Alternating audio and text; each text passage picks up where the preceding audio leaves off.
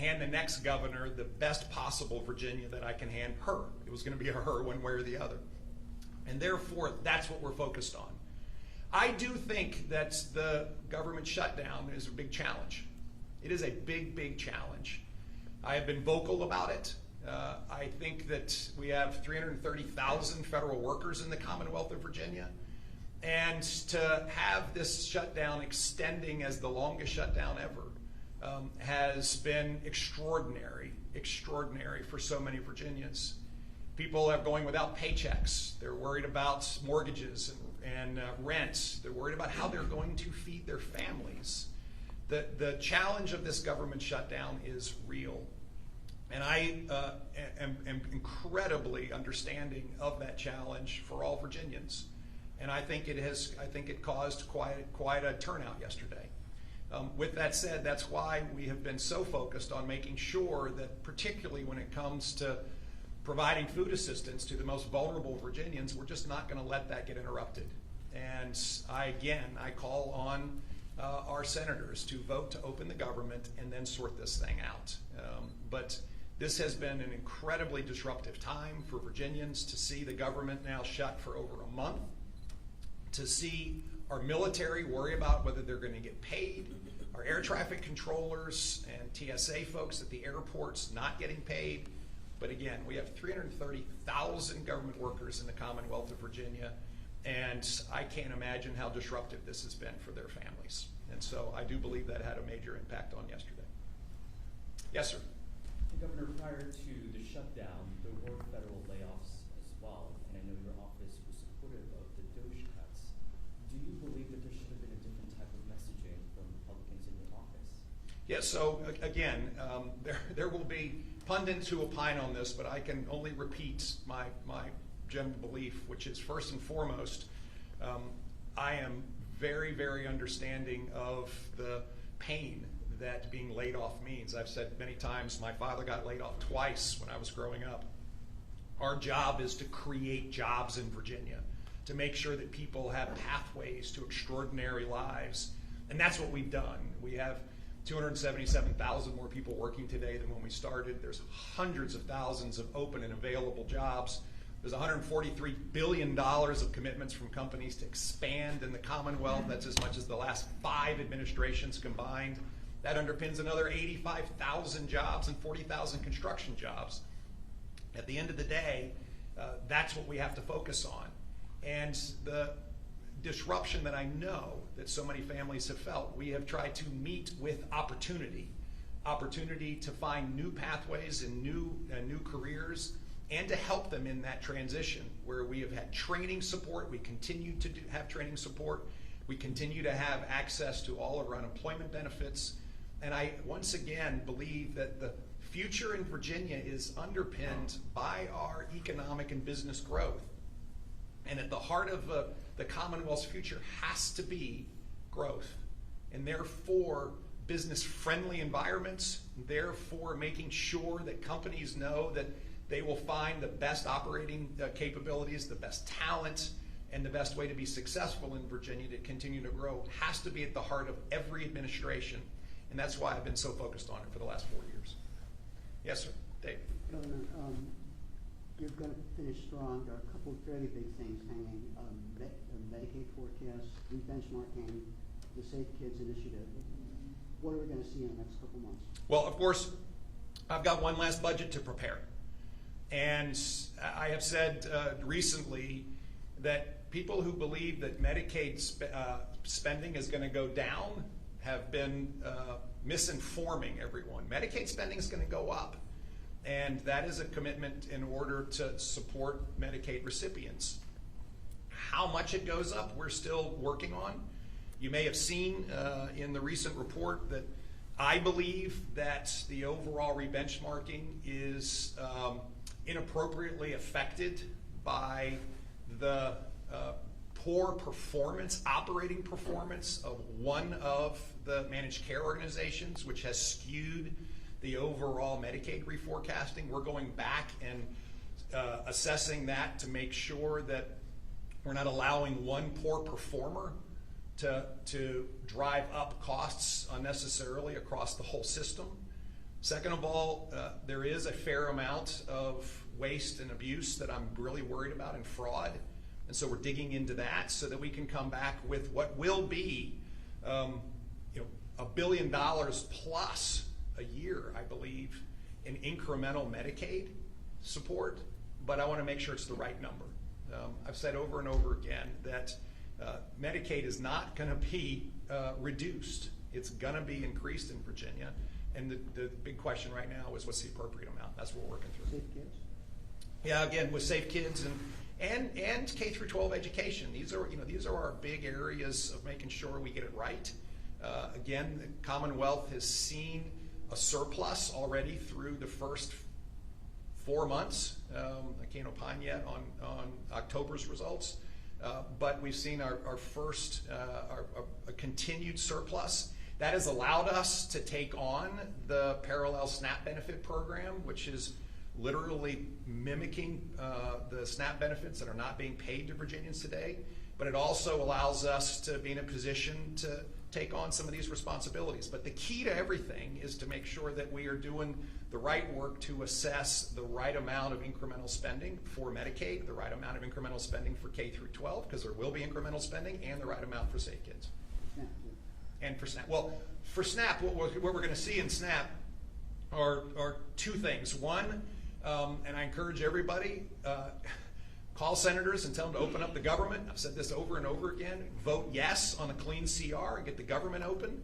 And so the supplemental SNAP benefits that we are paralleling, of course, will end.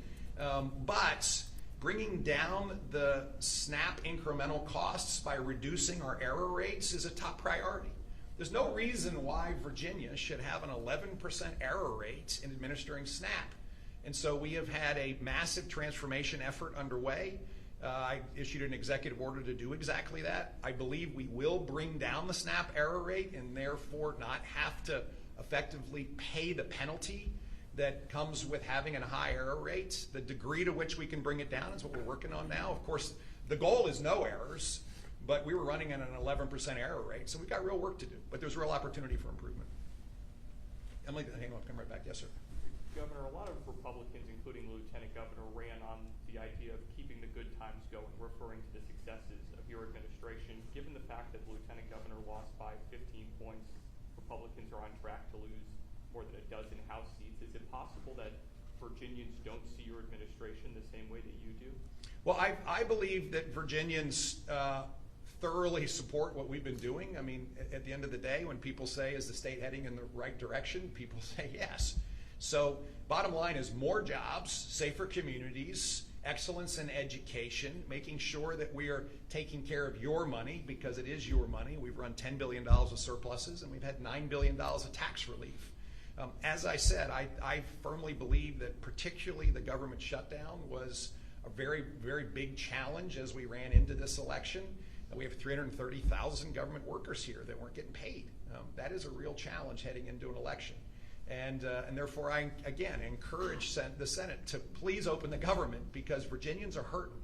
And it's time for the government to get back open and then for you all to do your work. Thanks. Yes, sir. What do you think, excuse me, the results from last night will have, what kind of impact will that have on your future political ambition? Oh my goodness. Well, I've said since the day I was elected that people have been always asking me about my future political ambitions, and now I'm 4 years in and you're still asking me the same question. And I will repeat to you the exact same answer I've given. My focus has been, will be, and will continue to be on the Commonwealth of Virginia up until the last second I'm in this position. And we have been focused for a reason, that we have felt and I think demonstrated that common sense solutions work. When you create a business-friendly environment, reducing regulations, and strategically recruiting businesses, you can drive economic growth to a level that's never been seen before. And as I said earlier, the $143 billion of commitments from companies to grow here is more than the last 5 administrations combined. We have seen a fundamental shift in Virginia's economic growth from government to the private sector. And it's been not just headquarters, it's manufacturing and logistics and R&D all over the Commonwealth. And it has stretched from Virginia Beach to Lee County and from Danville to Loudoun. That is huge, and the future of the Commonwealth will continue to be to make sure that we have the most business-friendly environment in order to attract jobs. I'll remind everybody, 70% of our budget every year is driven by individual taxes. And therefore, to have a strong revenue base, you have to have a lot of Virginians working. And therefore, when we have a lot of Virginians working, we run surplus after surplus. That requires jobs. And if I have one great piece of advice for anyone who is serving in governor, whether it's Governor-elect Spanberger or 10 governors from now, it's we must continue to drive economic prosperity through job creation. And that is at the heart of everything. It's the heart of everything. We have a Virginia where people get to choose what businesses come, which ones don't, whether people want to live here or they don't. And those are really clear measures. And when we're able to attract a lot of business because we are a right-to-work state, we have extraordinary talent, we've invested in making sites ready, and on top of that, we are able to once again work from administration to administration and maintain that foundational principle of being business-friendly, Virginians thrive. And that's the heart to everything.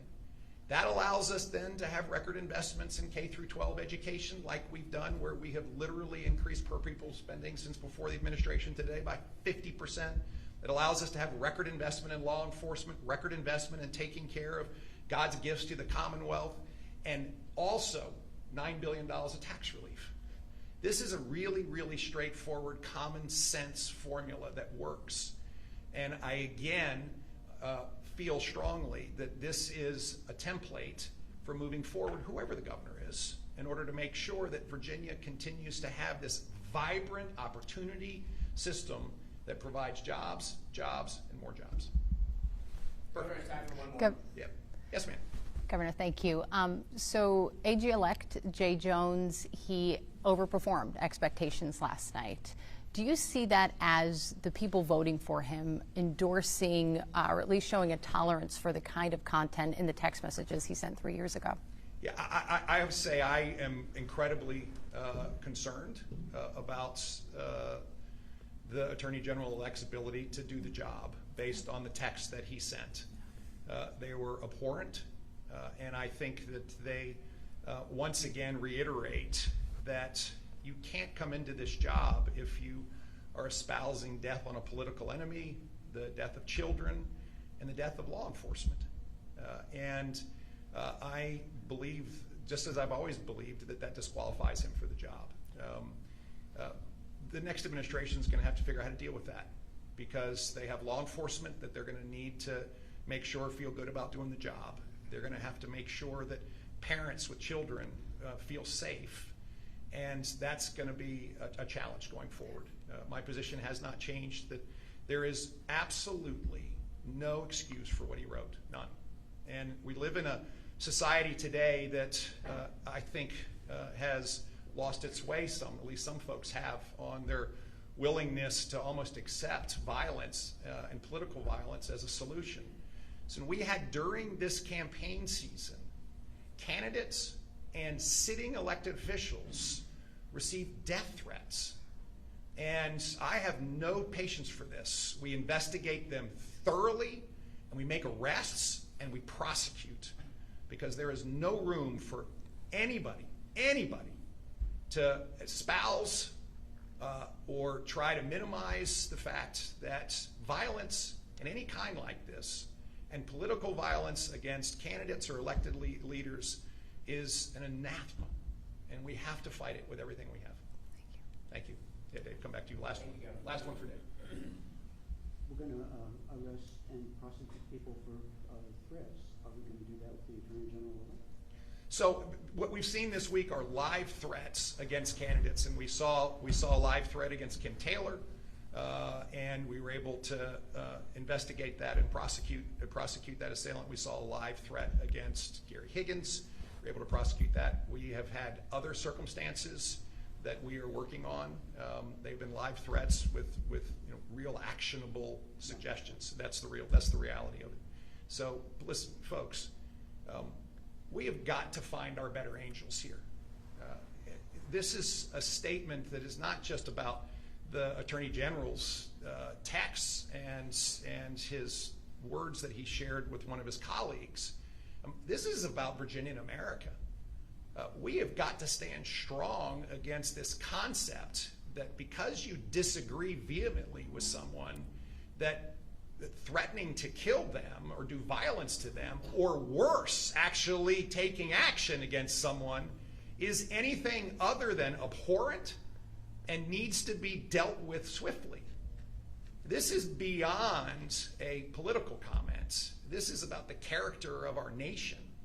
And it's time for us to stand up as a nation and reaffirm foundational beliefs that each human being is created in the image of God, and whether you agree with them or you don't, they're created in the image of God.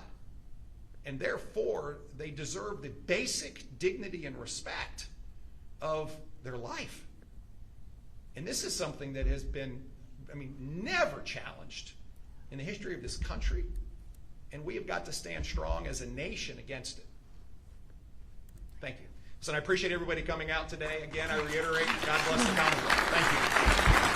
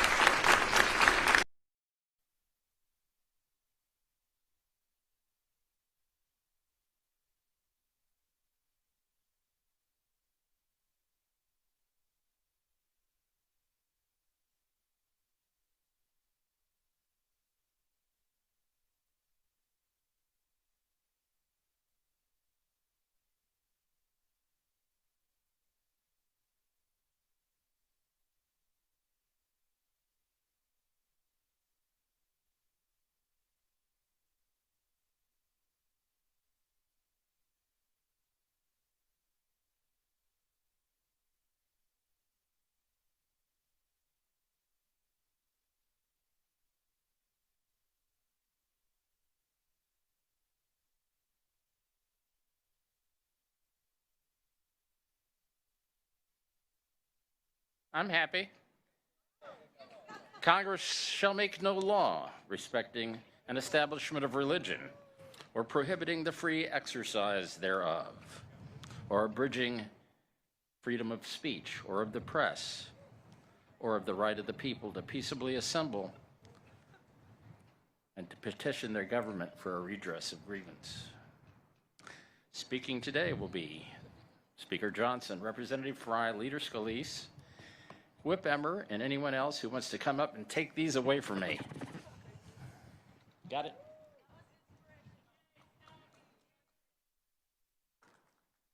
And no crowding, obstructing, or incommoding out there. You know what I mean.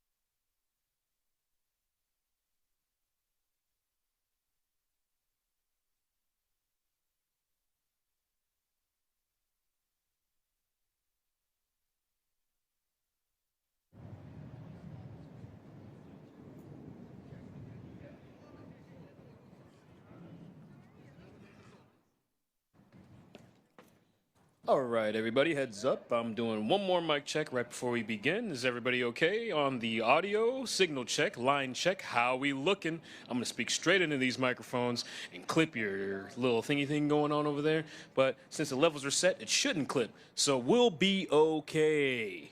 Mic check, 1, 2. Hey, hey, how we looking? Yes? Awesome.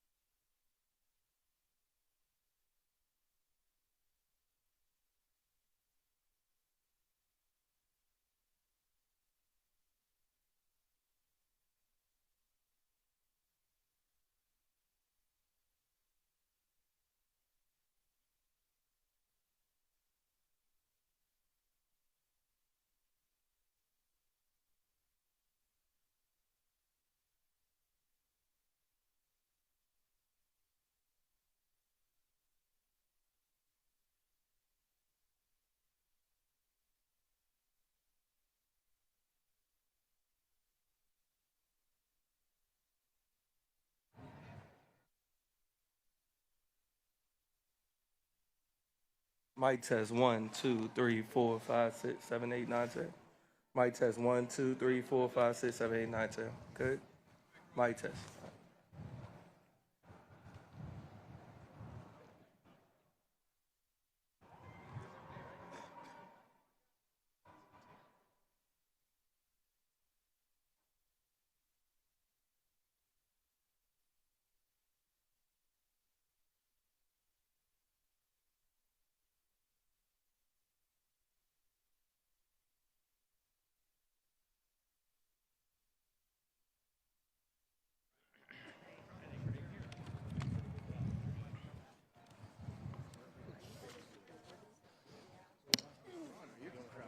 What's that? No, I'm going to do whatever when I'm.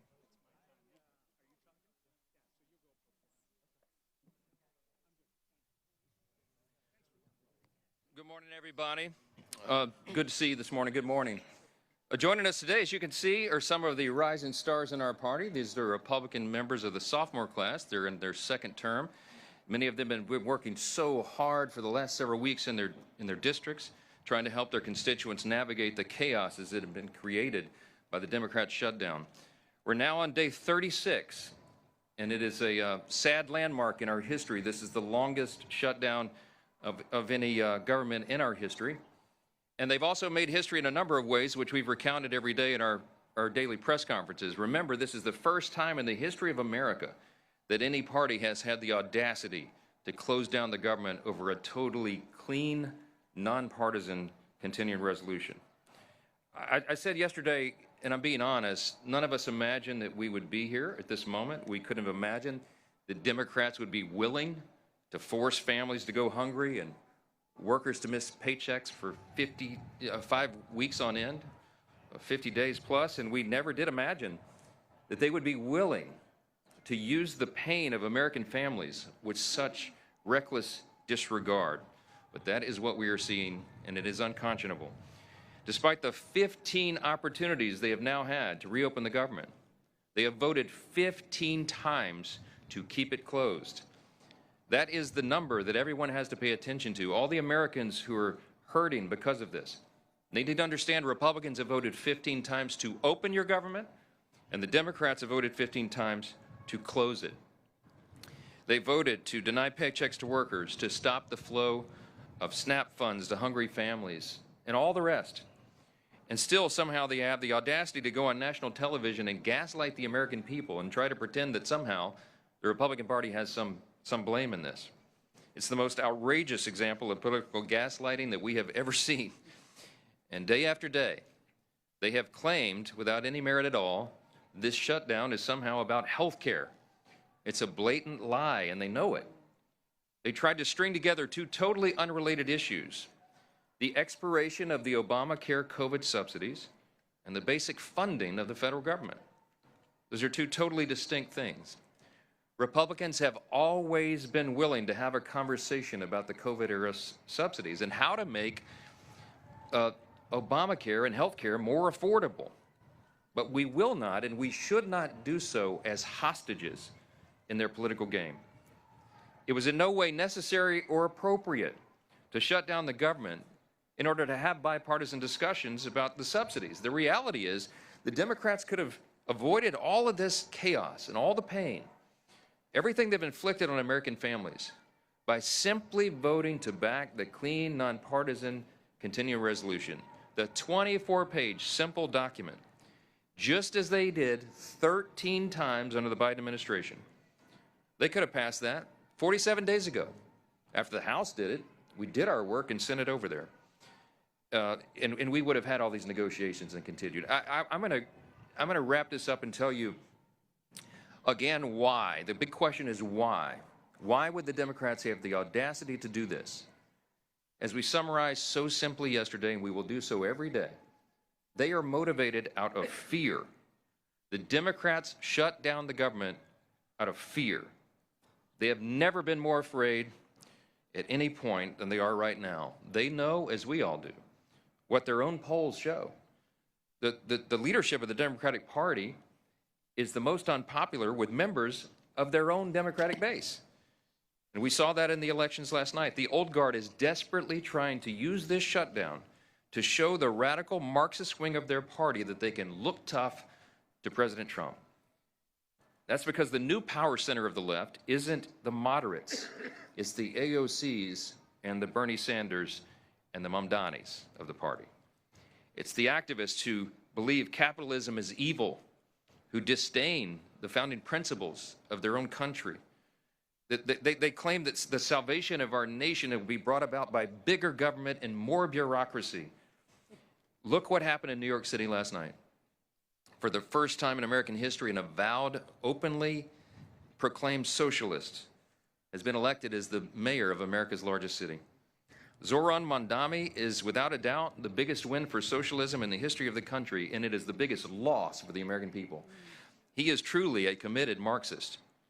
And the results of that race tell you everything you need to know about where the Democrats and their party are headed.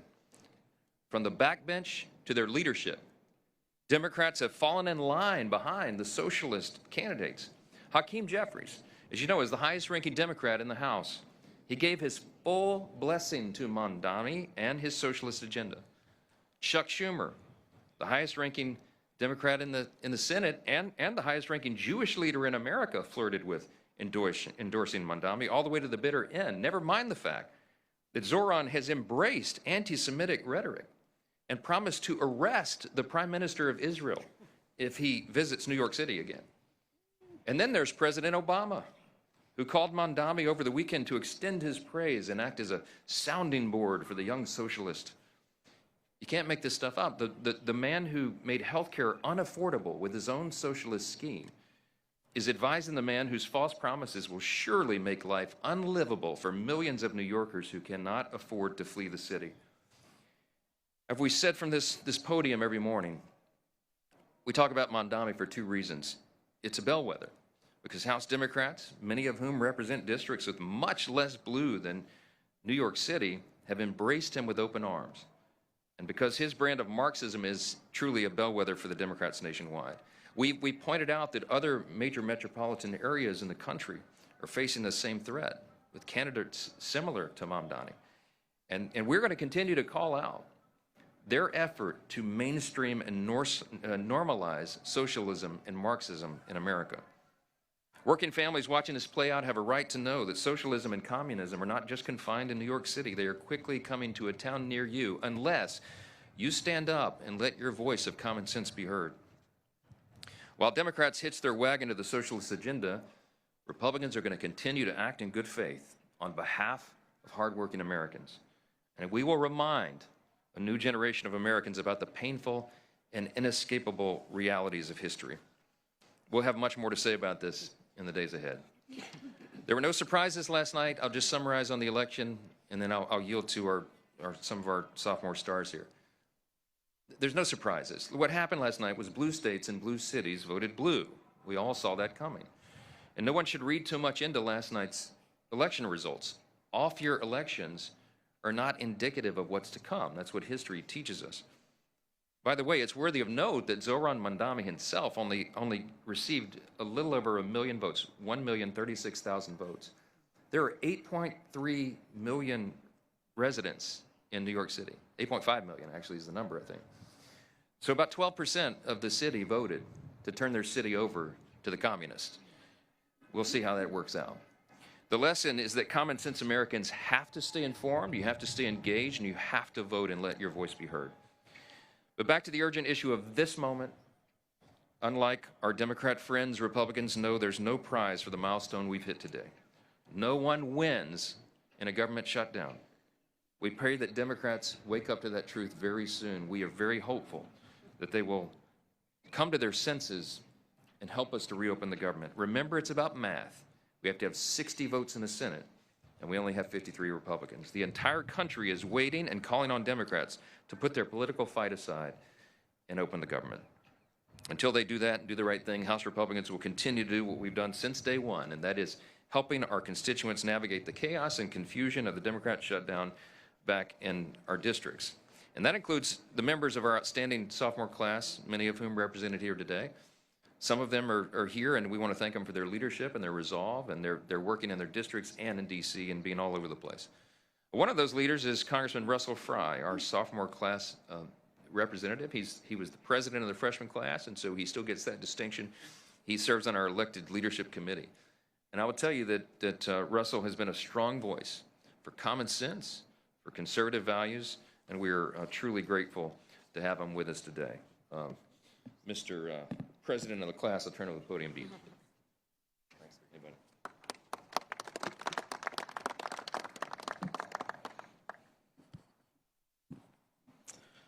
In this world, few things are certain other than death, taxes, and Democrats saying one thing and doing another. They say they're the party that cares about the American people, but everything that they have done for the last 36 days proves otherwise. Not only is this the longest shutdown of all time, it's also the dumbest shutdown of all time. But now that the election charades are over, maybe Chuck Schumer and Hakeem Jeffries can get the political blessing of their new savior, Zohran Mamdani, to reopen the government, to pay our federal employees, to pay our troops, and to allow struggling families on SNAP to receive the benefits that they've had for a long time. But make no mistake, this is not about governing. This is about gamesmanship to the Democratic Party. But I think, and I have faith, that the American people are smart, that they recognize a lie when it is being told to them.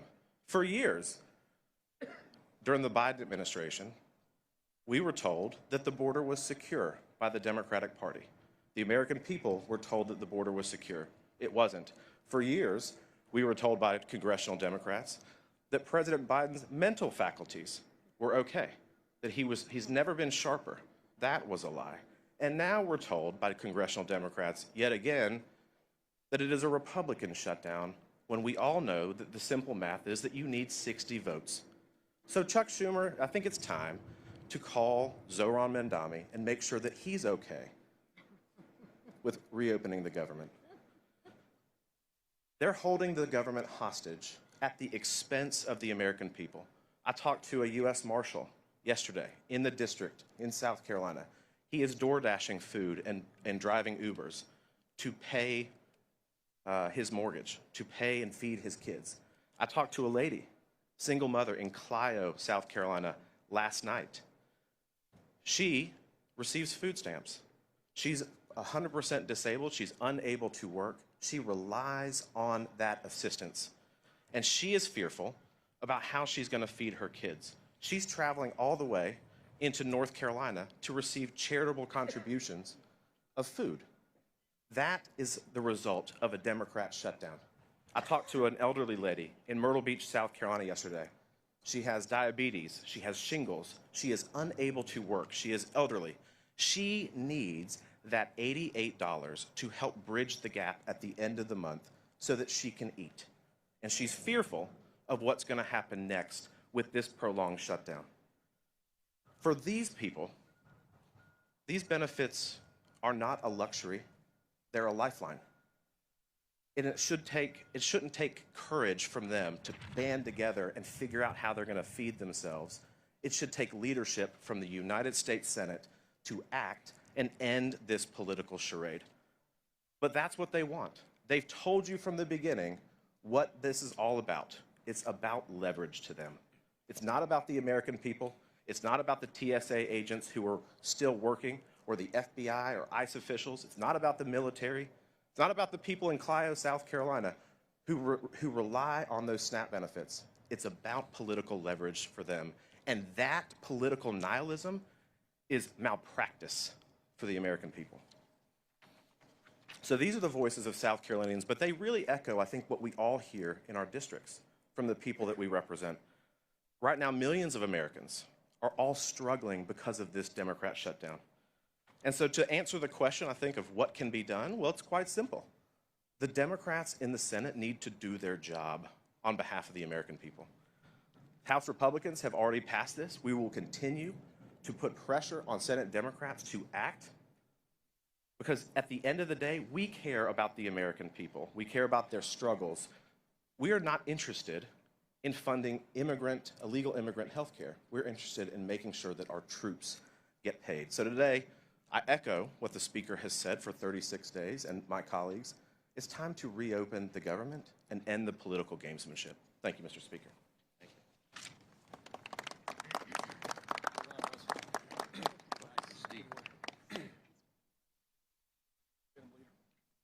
Thank you, Russell. And last night we saw the Democrat Party usher in their new leader. We've been talking about this for weeks, but it was made official. When the city of New York elected Zohran Mamdani, he became the new leader of the Democrat Party. And while the Democrat Party had no problem making the shift to socialism, which they embraced wholeheartedly, led by Hakeem Jeffries and others here, America, mainstream Americans, blue dog Democrats across America have not embraced socialism. America is not a socialist nation. You know, when the speaker mentioned that, is it any surprise that last night blue states voted blue? We're talking Virginia, New Jersey, New York.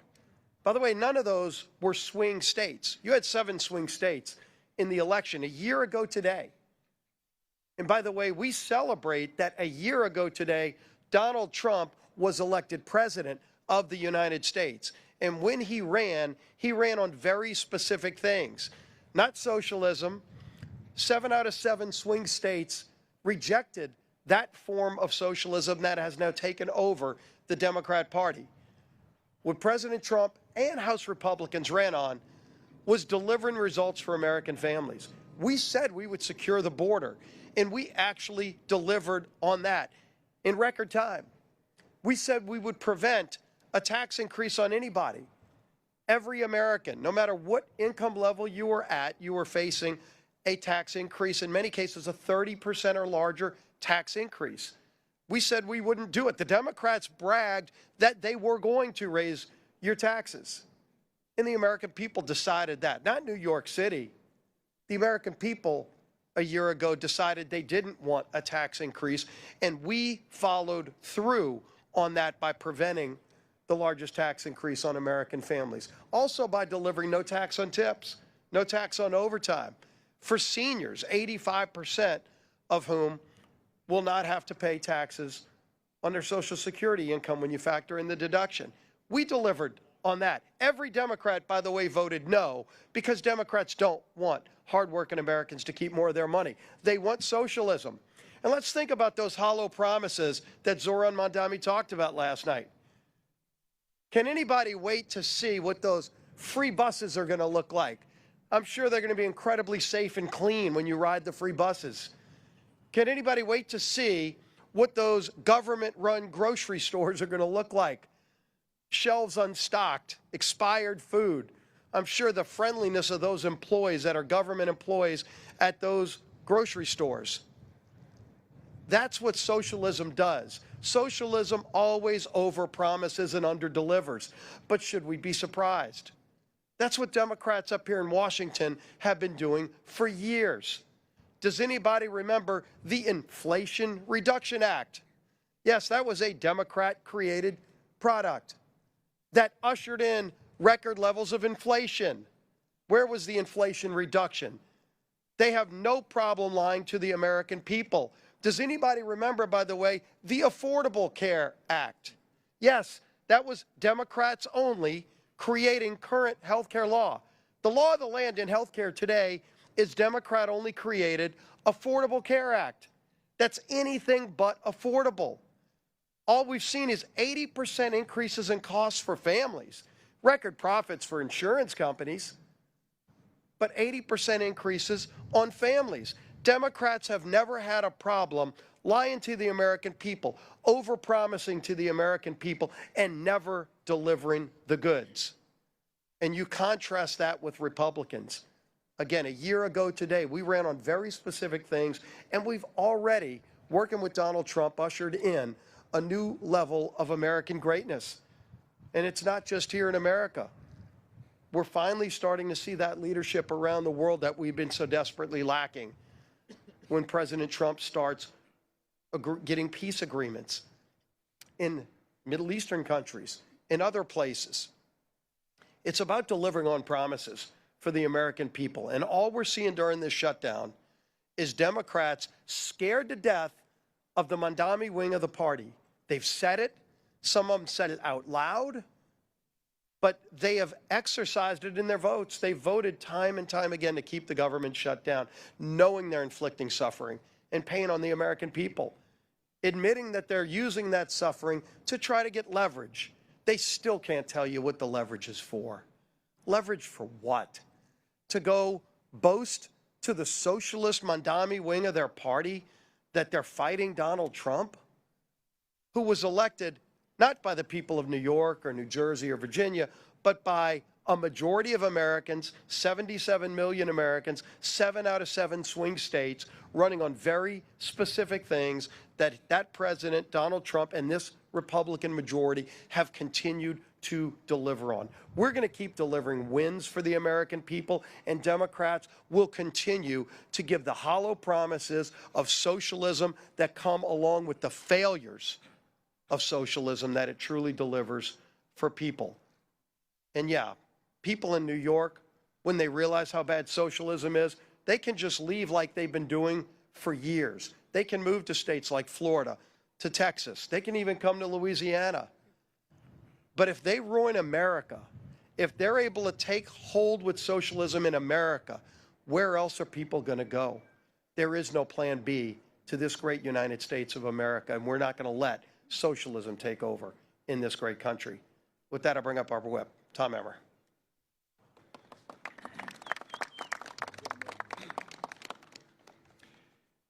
Democrats have officially set the record for the longest shutdown, government shutdown in U.S. history.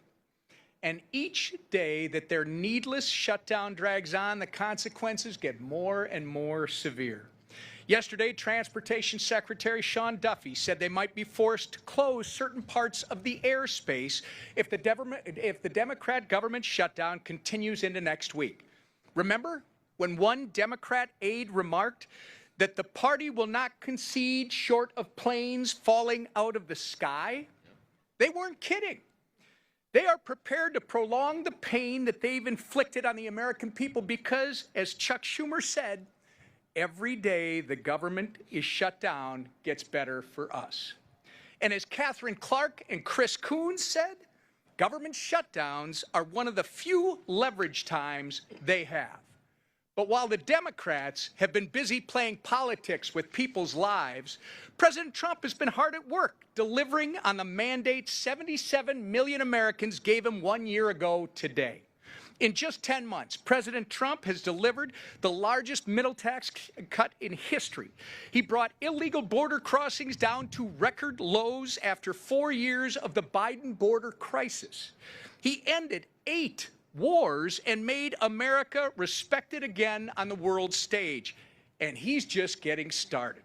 While President Trump has been hard at work delivering on the American First agenda for 77 million Americans, that's what they voted for, the Democrats have been hard at work obstructing that agenda and consequently the will of the people at every turn.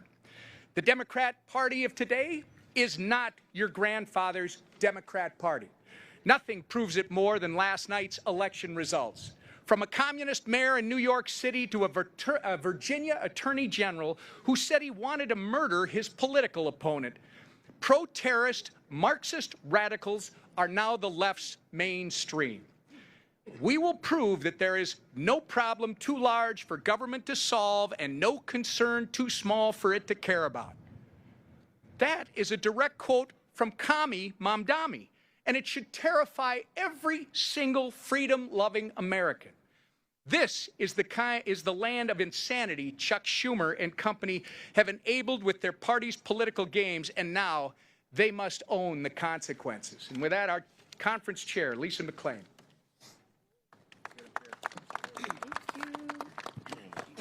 Well, good morning on this nice, bright, sunshiny day. Let's begin with this. Today marks 1 year since President Trump won the 2024 election.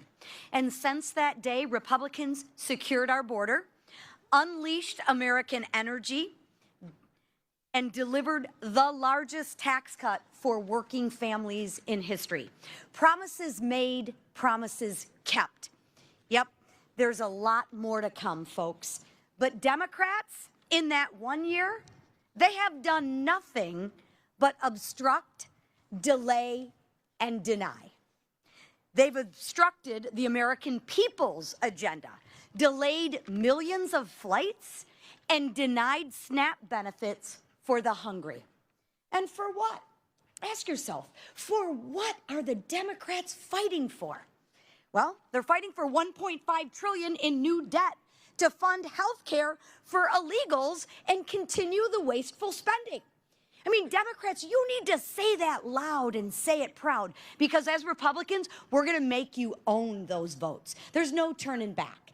Democrats want $1.5 trillion of wasteful spending and health care for illegals that you all are going to pay for. Over the past year, Democrats have wandered around with no plan, no vision, and no leader. But today, they finally found their leader.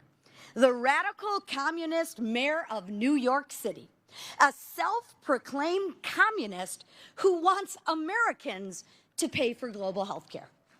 Well, you wanted it, you got it. A communist who wants the government to own grocery stores. And a communist who wants the government to tell you what to do with your hard-earned money. Because you see, the Democrats don't think you are good stewards of their money. The Democrats think the government can be much smarter with what to do with your hard-earned tax dollars. Versus the Republicans, we actually believe in people. We believe you can make good choices. We don't believe you need the government to tell you what to do, when to do it, and how to do it. We actually have a little faith in you. So does this sound familiar? Sounds almost identical to what the Democrats are leveraging the pain for the Democratic shutdown for. But let's be clear. Bowing down to the communists and socialists who control the Democratic Party, it has consequences. Whether you're one of the 3.2 million travelers stranded or canceled with flights, or the consequence of a family on food assistance wondering how they're going to get by. That's some of the consequences that the Democrats are okay using you to leverage for. Or a federal law enforcement officer going without pay while protecting our communities. But that's okay, because the Democrats think all law enforcement agents should probably just be defunded anyway, except when there's a problem in Detroit. And then all of a sudden, we're very thankful that the FBI and law enforcement came in to protect us. Bowing down to the radical demands of radical socialists is causing real Americans to suffer. Consequences for the safety of Americans, consequences for our economy, and consequences for your hard-earned money. And consequences gravely for our country. So Democrats, it is time to stop ignoring the consequences. It's time to stop bowing down. It's time to reopen the government, end the demands, end the shutdown, and let's get back to putting hard-working Americans first. Thank you. Thank you. Okay, questions? Yes, go ahead. I've called on somebody else. Go ahead. Thank you. We're having a press conference. Thank you. Go ahead. Yes, ma'am. And you should respect free speech. What's the question? What's the question? What's the question?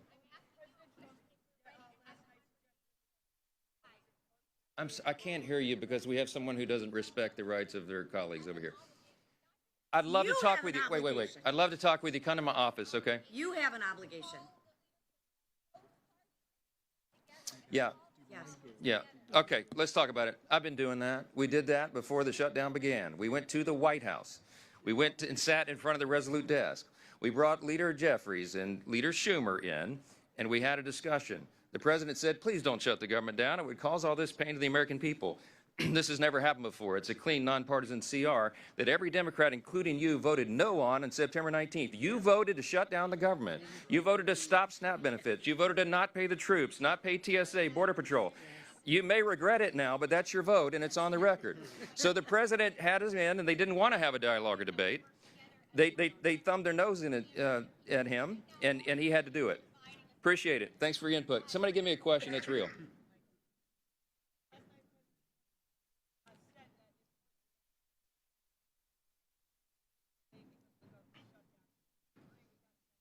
Well, he and I talked about it early this morning. We woke up very early, and we talked about the outcome. And I reminded him that, as we know from history, those of us who watch these things very closely and always do, that an off-year election is not indicative of what happens next. I mean, look at Virginia, for example.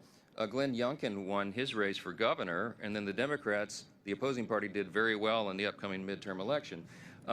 These off-year elections are about different things, different dynamics. In Northern Virginia, there are a lot of federal employees. They're probably pretty upset, and they should blame the Democrats for that because, as we noted today, 15 different times Republicans in Congress, Senate, and House voted to open the government, and the Democrats, like our colleague who just tried to interrupt us here, voted to close it down.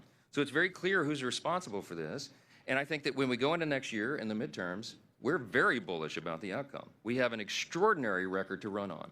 You mentioned, Leader Scalise mentioned sort of what we call the split screen here, and I'll remind you all again, under President Trump and Republicans, we have had an extraordinary run. The first 9-10 months of this, 9 months, the 10th month has been shut down because of the Democrats. The first 9 months of this Congress and this administration, arguably the most productive of all time.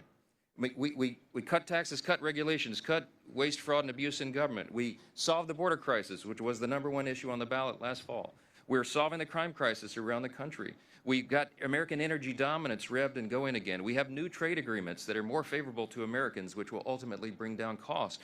We have put real reforms into the Medicaid program to strengthen it, because we've got people who are ineligible recipients, like illegal aliens and young able-bodied men without dependents, off the program so that the disabled, the elderly, and young pregnant women can have the resources they need. The president is literally solving wars around the globe. I think we're up to 9. All of that is on one side of the screen. What are the Democrats on the other side of the screen? A government shutdown. What did they accomplish in 9 months? Interruptions. They've assaulted ICE officers. They have spurred on political violence. And they closed down the government, which is their most basic duty and responsibility. I think the American people are smart. I think they will understand this. And I think the midterm is going to be a great one for us. We had a demographic shift in 2024. We have a very favorable election map on the Republican side, and it will be even more favorable once all the redistricting stuff is settled out. We have Democrats who are flailing. They have no leader. Their national leader now, as we've noted, is Mamdani. He's a communist. Good luck with that. I don't think the loss last night was any reflection about Republicans at all. I think people are frustrated and angry, as we are. I am. The president is. And we express that different ways. But look, we look forward. We're looking forward to a great election running on our record. And we're going to get all of our incumbents reelected, and we're going to add to the number here. So that's the answer. Yes.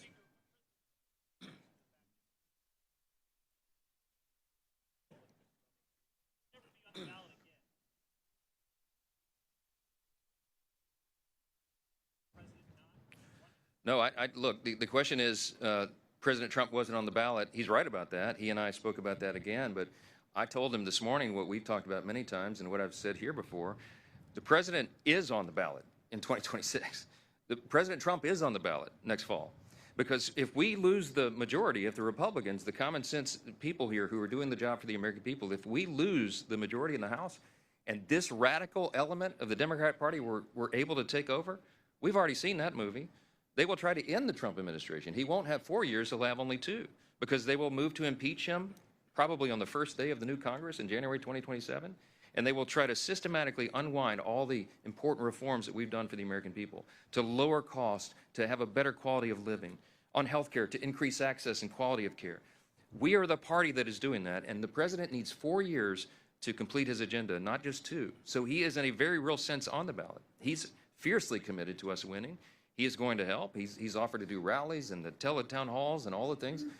He's sent out a huge round of endorsements of incumbents, Republican incumbents, just over the last few days. He is very much engaged, very dialed in, and he understands the stakes. President Trump is on the ballot in 2026, and we're looking forward to that contest. Yes, sir.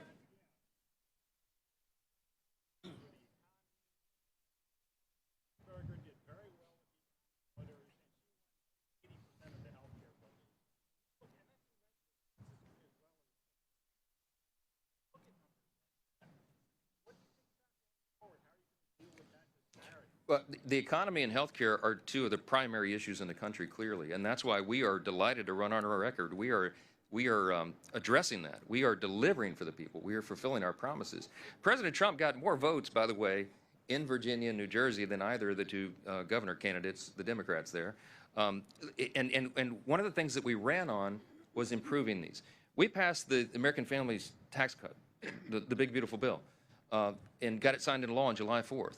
Many of those provisions will be coming into play now. It was filled with pro-growth policies. The people standing behind me all worked individually and collectively very hard on that legislation. And the American people are going to feel the positive effects of that before they vote next fall. We did it early enough so that the economic effects could be felt. And you're going to see costs go down and quality of life improve. Our policies lead to that.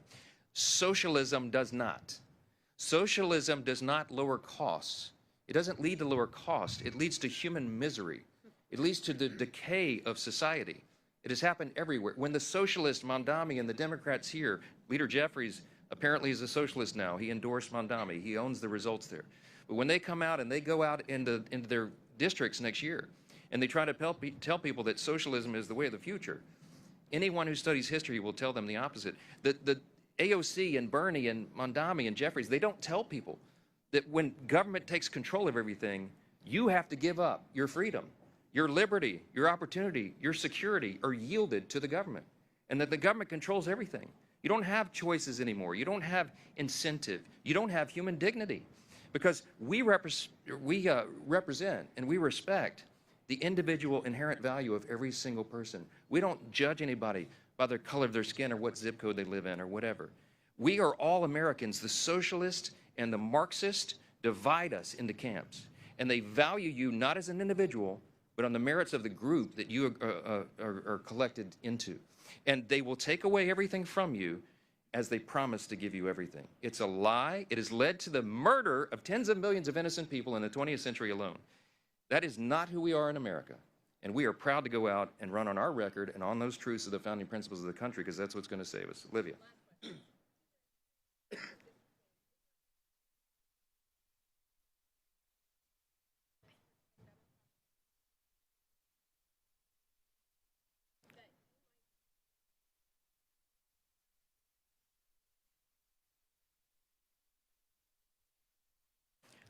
I don't have anything to do with redistricting. The Speaker of the House, people think, are in charge of everything. This is a state-by-state battle. We do believe at the end of the day that we will net more seats for the Republican Party than the Democrat Party. I mean, everybody, that's the analysis. I'll make a comment about the tragedy in California last night. What California did is very, very different, as you all know, by comparison to what a state like Texas did. Texas was following the federal and state constitution, following their state law and redistricting. California was not. They had to trample over their own state law, over their own independent redistricting commission that they had all put into place. It was a desperation, a sign of desperation on the Democrat Party. It was a game to try to rig the election, as if you could gerrymander California anymore. They managed to do it. I mean, there's like 53 representatives from California. We had 9. They want us to have 3. I mean, it's just a blatant example of Gavin Newsom's immoral leadership and the fact that they will do anything to try to rig the system to win. They know that they cannot win on their policies. They know that they don't have a national leader other than the Marxists now to try to set the tone and guide the course. And so they're going to try to rig the game. We're going to win that anyway. We're bullish. We're going to fight like warrior poets in California, and we're going to make sure that our Republicans get reelected. And we're going to do that all around the country, and we're going to continue to move forward, pursuing the America First agenda, delivering on our promises, and making this country great again. That's what we're committed to, and we'll continue to do it. Thank you.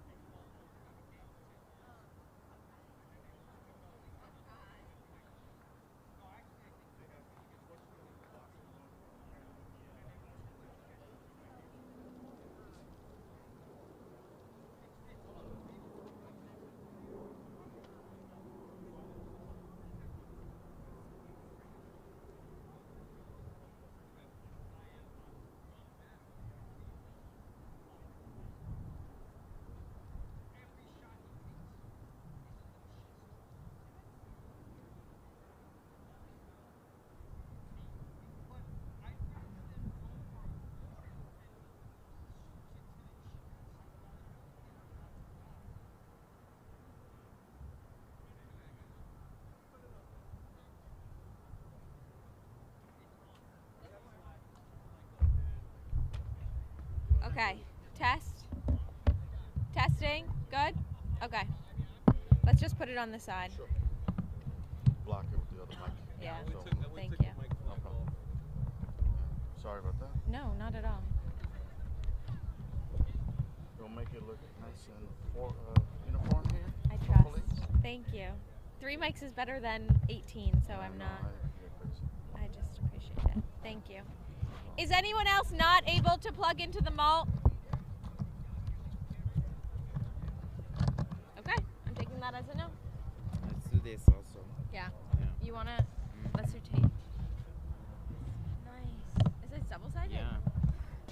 We are up in the world. I know, but do we have yep. Already. Yep. Let's do the big one though. Do you have Tape, scissors? Oh, thank you. Oh my god. Appreciate that. You're one Wow, step save ahead it. of Save us. it. That's Look at nuts. that. I saw you guys doing that. I was like, okay. Yes. Oh, I just put my mic up here too then. That's fine, that's all right. Sorry? I'm gonna use it, nice to meet you. If I put my mic up there, that's fine. We're trying to keep the amount of mics up here limited. Do you need a mic up Yeah, here? because I did the mold box is full. The malt box is Yeah. full? Okay, yeah. I Which think one? you stay for the mic off. What are you? Yeah, you guys can do it. Actually, possible to put it on this side? Okay. There's no more. What outlet are you? Do you need it? Are you with? Oh, you're with the Associated Press. Yeah, yeah, we can do it. Just try and disguise that. That would be kind of awkward.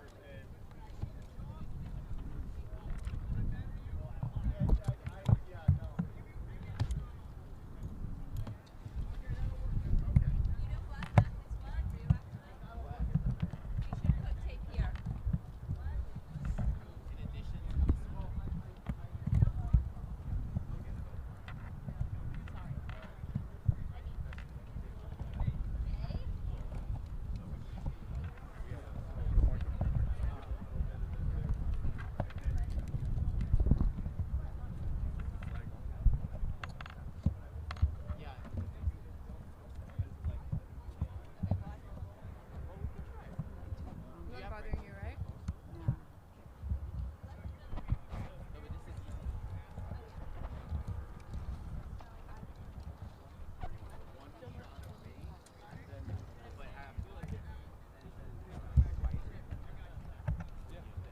Or we'll have to figure it out. Yeah. Yeah.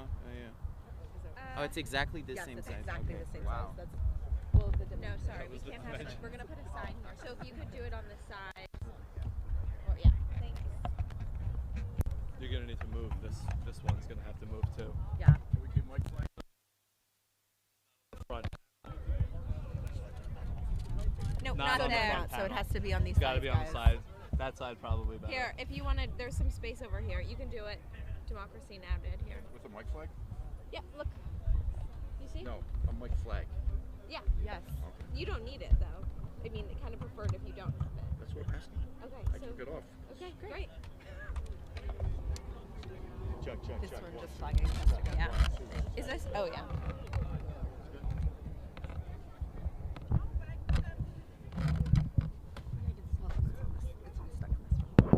Oh, thank you. Thanks. Thank you. Thank you. Thank you. Does that work? Yep. Cool. Hopefully that picks it up. If not, whatever. Hopefully it picks it up. Yeah. There we go. Thanks.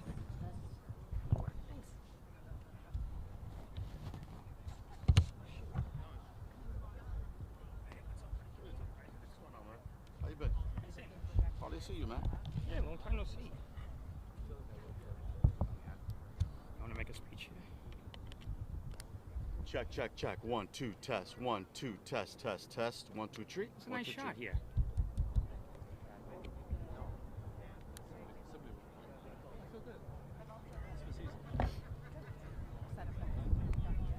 Be a little close to the globe, but you should I have been know. a little further out. What's that? Forward. I know, Down right? the globe. Yeah, I know. You can't really get a good shot. But tell him, man. Tell him.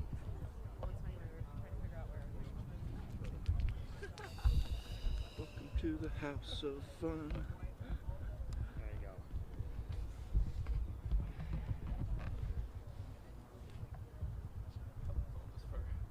Still here? Just take a deep breath. taking a deep breath. I never had it. All right. I actually, when I'm not working with CBS, I'm working for the mayor's office. Oh. For sound. Okay. I'm surprised they're not here.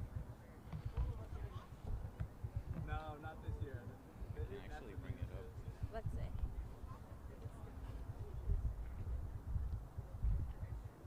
Like this? Once you stick that, it's not coming off. Okay. It's gotta be level, Matthew. Well, it is Lot level. rounding. Amazing. And then I'm gonna move out the way and they will all take pictures.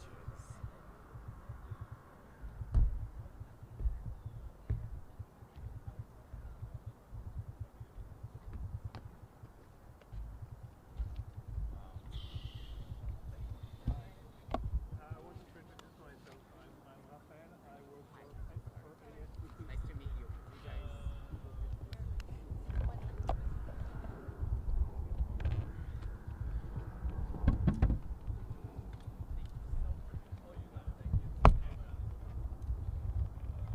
Can you hear me? Am I sounding good?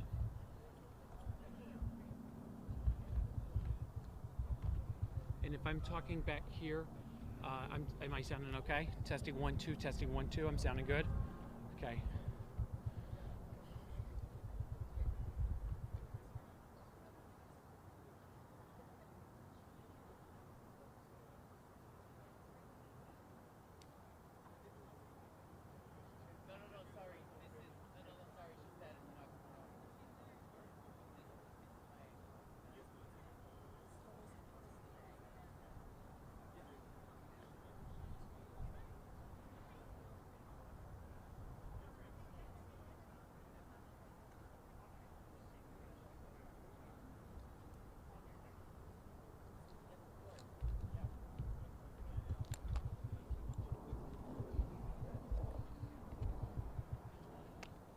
Oh shit.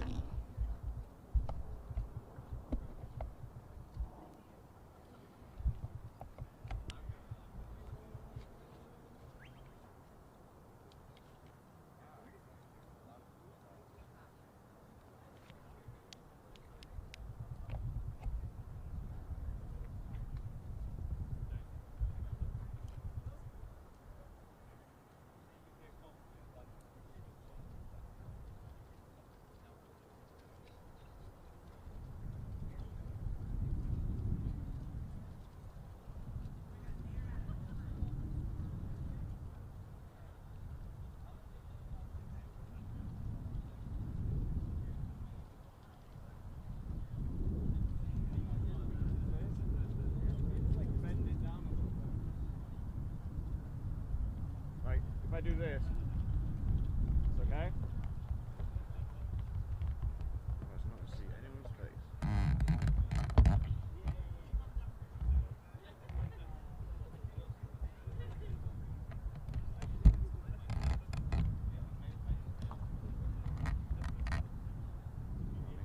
Good morning.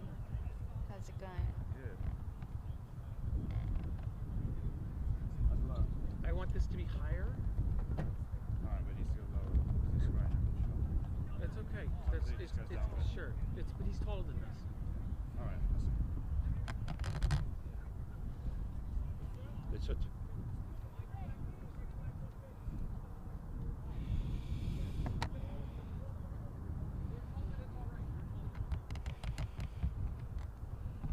You were told it wasn't alright, but you're not listening to Lady. She said they said they'd prefer not having a mic flag up there. Yeah, that's not mine. I don't know. I know, I'm just saying. Oh.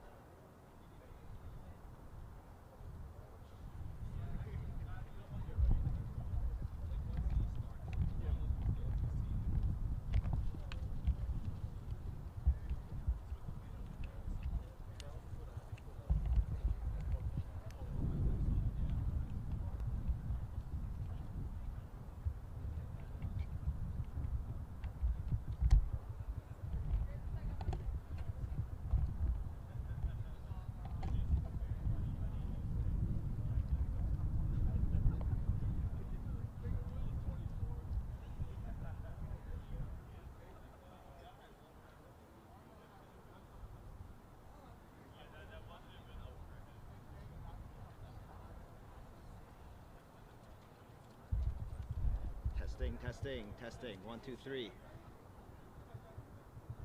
Mic test, 1, 2, 3. Mic test.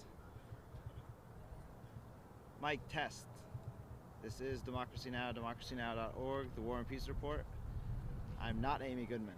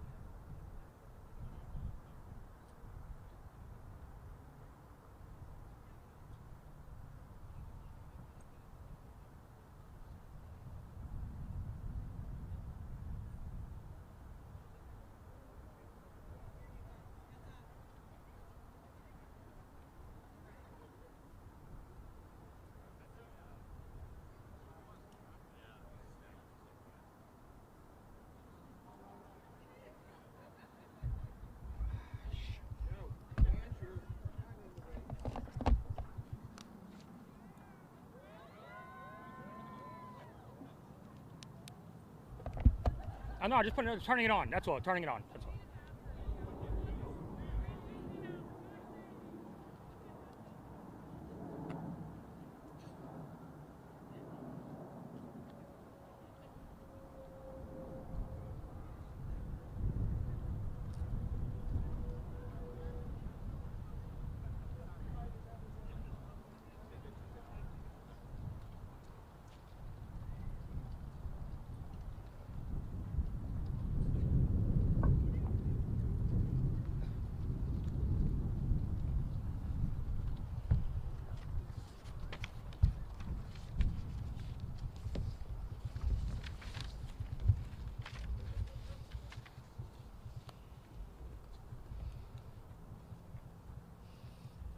Good morning, New York. Morning. Last night, we made history. And I'm so proud to be standing here today as the mayor-elect of the greatest city in the world. Over 2 million New Yorkers cast their ballots. Whether they were the more than million who supported this campaign or the others who supported someone else, or whether they felt too disappointed by the political process to participate at all, I will work every day to honor the trust that I now hold. The poetry of campaigning may have come to a close last night at 9, but the beautiful prose of governing has only just begun. The hard work of improving New Yorkers' lives starts now. That process begins with transition.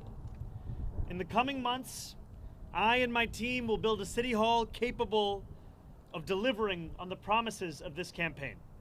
We will form an administration that is in equal parts capable and compassionate, driven by integrity, and willing to work just as hard as the millions of New Yorkers who call this city home.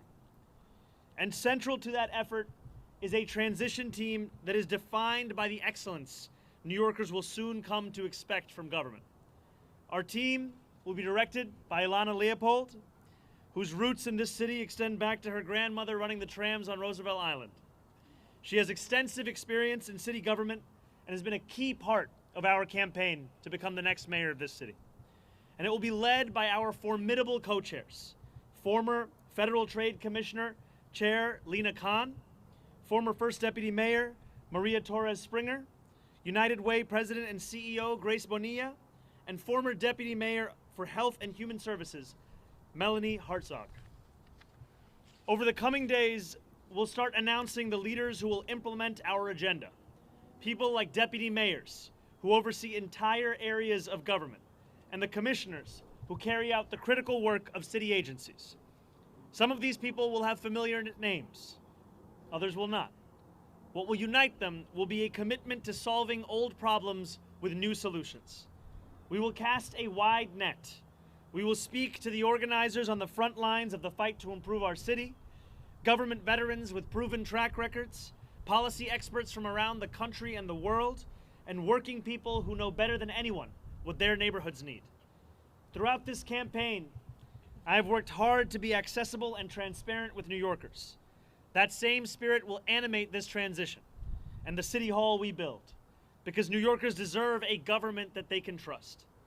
And on January 1st, when our city celebrates the inauguration of a new administration, let us also celebrate a new era for our city, one that we all feel invested in and whose success we all work to achieve. Now, it is my pleasure to invite Ilana Leopold to deliver a few words. Thank you. Thank you. Good morning.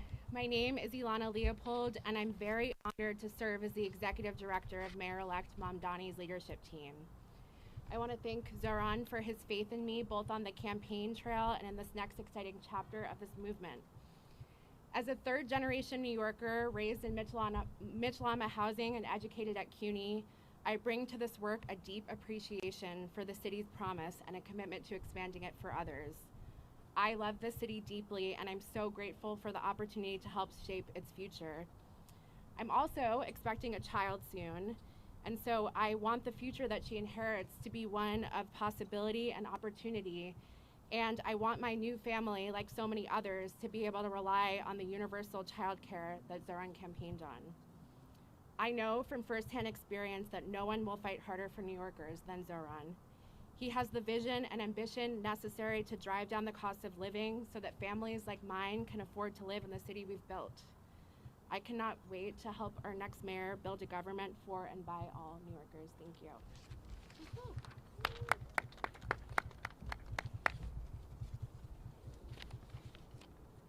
Good morning. My name is Grace Bonilla, and I am excited to be with all of you today. I want to congratulate Mayor-elect Mamdani on his historic victory in a campaign that captured the imagination of so many and centered the needs of working New Yorkers as a North Star.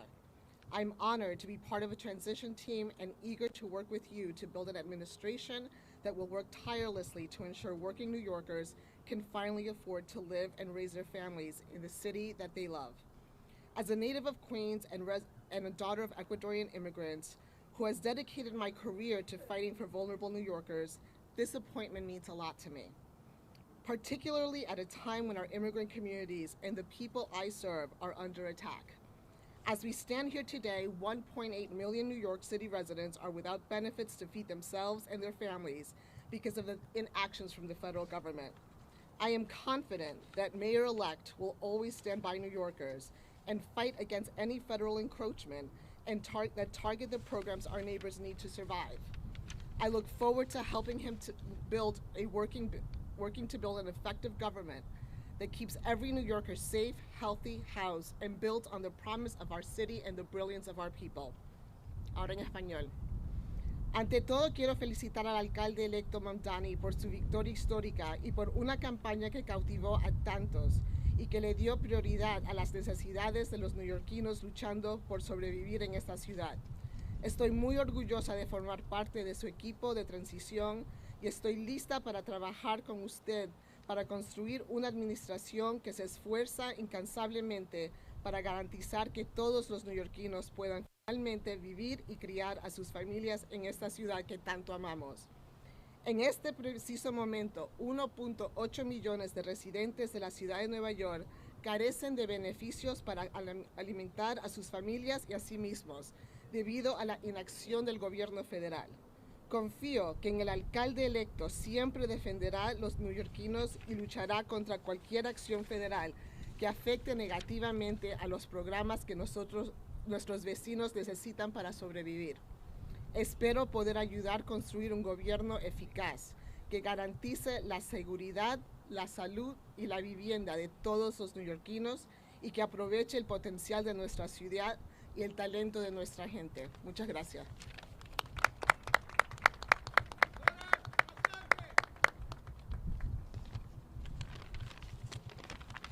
Good morning. Good morning. My name is Mel Hartzog. No one calls me Melanie except my mother when I'm in trouble. And I'm so excited to be with you all today. I first want to start off by congratulating our mayor-elect Mamdani on an impressive and amazing campaign and victory last night. In my day job, I lead the New York Foundling, one of the city's largest and oldest social service organizations. I previously served across 2 administrations as the Deputy Mayor for Health and Human Services, Director of the Office of Management and Budget, Deputy Commissioner for the Administration for Children's Services, among other roles. There's one thing I've been reminded of in this work, time and time again. It all comes down to economics. Paying your rent, putting food on the table, taking care of your kids. That's what New Yorkers care deep down about, and that's what the mayor-elect has so successfully tapped into. It's my honor to join the mayor-elect and this incredible group of women who epitomize public service to make sure that we bring the very best, brightest, and most principled people to deliver for our fellow New Yorkers on this moment of promise. Thank you so much. Good morning, everybody. It's great to see you all. I want to start off by just congratulating our mayor-elect Mamdani on an incredible victory and a just remarkable campaign this last year. I think what we saw last night was New Yorkers not just electing a new mayor, but clearly rejecting a politics where outsized corporate power and money too often end up dictating our politics, and a clear mandate for change where New Yorkers can get ahead and where all workers and small businesses can thrive, not just get by. I think what we saw through the campaign was an operation that showed extraordinary discipline, rigor, talent, and I know that Zohran has the vision and courage to make sure that we can actually deliver. It's such an honor to get to be part of his transition team, and I'm so excited to work with the co-chairs to make sure that we are building an administration that can hit the ground running on day one and deliver for all New Yorkers. Thank you so much. Good morning, everyone. My name is Maria Torres Springer, and first and foremost, I want to congratulate the mayor-elect on his extraordinary victory last night, and on building a campaign for and by the people. I'm so thrilled to join his transition team of extraordinary women, by the way, and help ensure that his administration is ready to govern boldly and effectively on day one. As the daughter of immigrants who believed in the promise of this country, and as a proud New Yorker who loves and believes deeply in this city, I have so admired the way the mayor-elect ran a campaign that reminded us that home is both our greatest challenge and the greatest hope for our future. I remain deeply proud of the work that I did across 3 mayoral administrations to make our city more affordable and more just. This has been my life's work.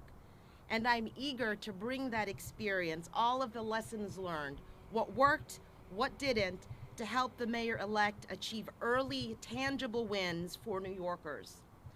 Despite the headwinds we face as a city and as a country, the mayor-elect has truly rekindled something very powerful: our shared faith in New York's capacity to do big things and to dream boldly. Importantly, he and I share an undimmed belief in government's capacity to deliver for working people, an undimmed belief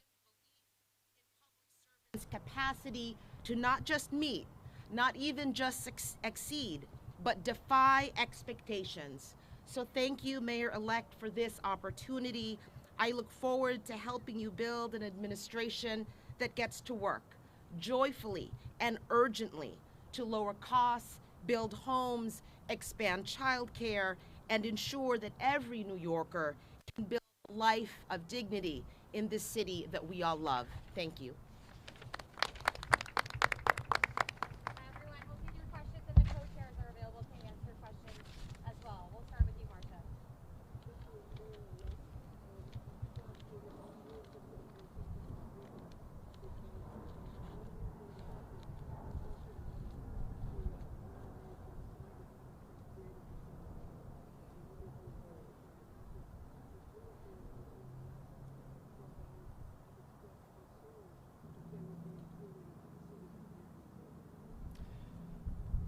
I look forward to being the mayor for every person that calls this city home. That includes the Jewish New Yorkers that voted for our campaign and those that didn't. My responsibility is to all 8.5 million New Yorkers, and we chose this location as a reflection of the borough that I serve and the fact that we are proud to be known as the world's borough. And for far too long, that embrace of so much of what makes New York City special, so much of what makes it the place that we are proud to call it our home, it has been missing in our leaders.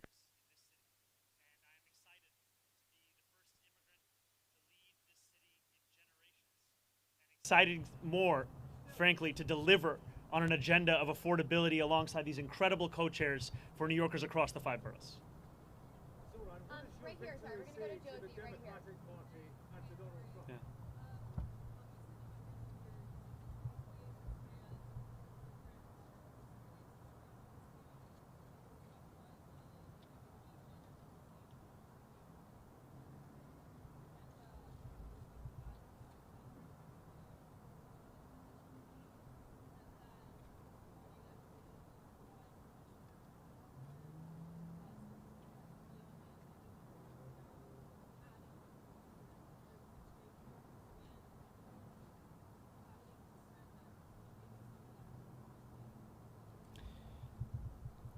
I look at these 4 incredible co-chairs of our transition team, and what I see are those who have had their careers defined by an excellence that we want to characterize the very city hall that we are looking to build. These will be the leaders of our transition, and also this transition will expand and extend beyond any one specific set of issue areas. So the topics of education and public safety continue to be of immense importance. We continue to prepare for the delivery on those very issues alongside the others that concern New Yorkers, and that will be the work of the next 57 days. And just to your second question, I am willing to consider anyone to work in my city hall so long as they are committed to working for my administration and to delivering on an agenda to lower costs for New Yorkers in the most expensive city of the United States. All right, we'll go to Sam over here. Mayor-elect Mamdani, Sam Alcock from Democracy Now! I have 2 questions. One, what should New Yorkers know that you were asking from Mayor Adams during the transition for the next 2 months? And second, you were not going to be the mayor for the next 2 months, but for months now, ICE agents have been abducting immigrants at 46 Federal Plaza. What is your message to the ICE agents abducting immigrants? My message to ICE agents and to everyone across this city is that everyone will be held to the same standard of the law.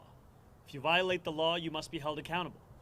And there is sadly a sense that is growing across this country that certain people are allowed to violate that law, whether they be the president or whether they be the agents themselves. And what New Yorkers are looking for is an era of consistency, an era of clarity, an era of conviction. And that is what we will deliver to them. And I am looking forward to having conversations with Mayor Adams and his administration about the work of the transition to ensure that the handover is a seamless one and that it is one that benefits the shared work we all have to deliver for the people who call the city home. Thank you. Thank you. Everybody's asking too.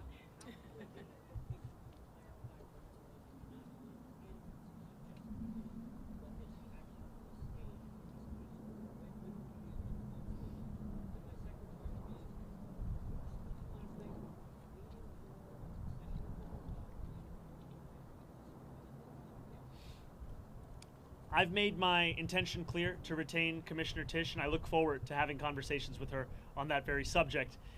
Last night, I spent time with my wife, with close members of my team, as we watched the results come in.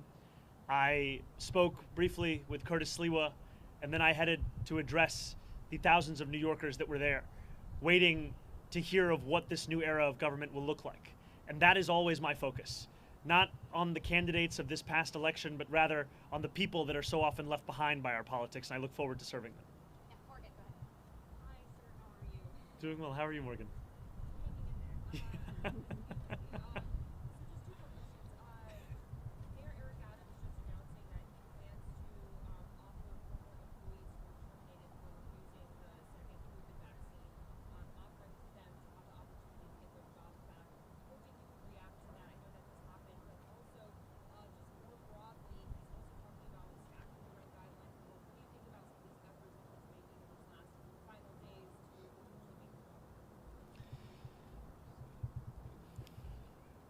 The mayor is seemingly unsatisfied with a record of raising rents by more than 12% on more than 2 million New Yorkers, and has gone so far as to consider appointing someone to the Rent Guidelines Board who is known for being a star, I think, on a show called Selling New York.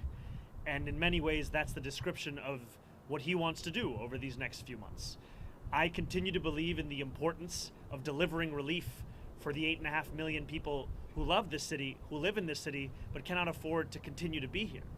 And last night I spoke of Wesley, an 1199 organizer that I met outside of Elmhurst Hospital less than a week ago. And as I asked him how long it took him to get to work, he told me 2 hours. I asked him, where were you coming from? He told me Pennsylvania. That, for many New Yorkers, is now the reality, where they have to live elsewhere because they can't afford to live in the place that they love. And that has to be our compass in guiding the work that we do to ensure that we can make this a city that is livable and make this a city that finally turns the page on an era of big money and small ideas. Yeah, I'll go Holly right here.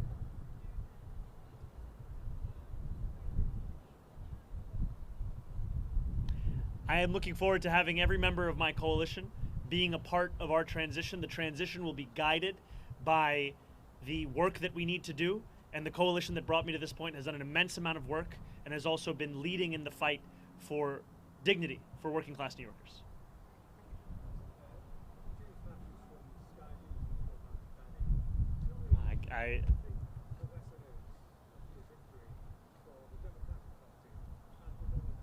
Well, first I just have to say I've spent many days in my youth watching the transfer window close, final hours on Sky News, so it's a pleasure to have you here. Yeah, I'm an Arsenal fan. I have to be honest, when you said you were from Sky News, I just got very excited. Could you repeat the question one more time?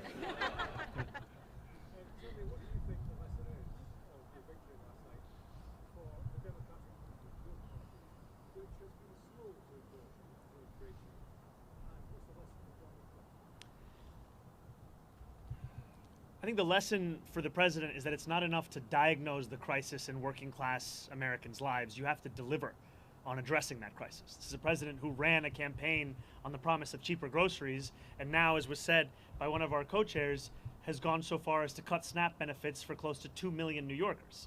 Someone who is literally making it harder to afford those same groceries whose price he was decrying not that long ago. And what scares Republicans across the country is the fact that we will actually deliver on this agenda. And the contrast is something that they cannot bear to witness. And I try to keep my focus similar to that cover on the New Yorker where the world ends at New Jersey. and thinking about what this means for our city instead of for our nation. And I will tell you that for our city, what left me with such great hope last night were the stories from so many New Yorkers who had never voted before, who had lost hope in politics years ago.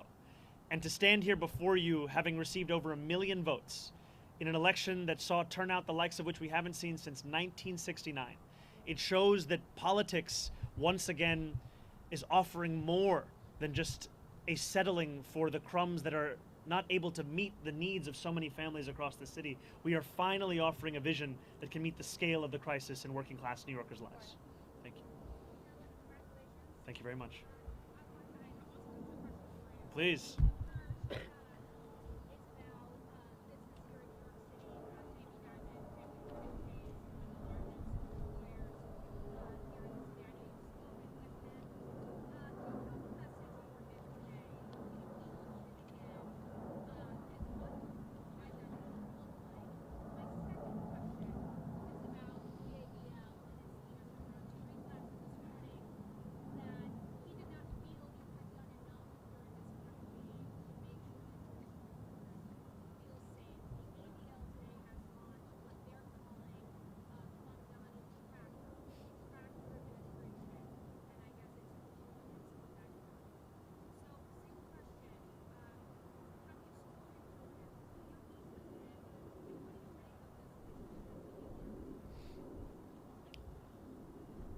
I look forward, I'll first answer your first question, then I'll go to your second.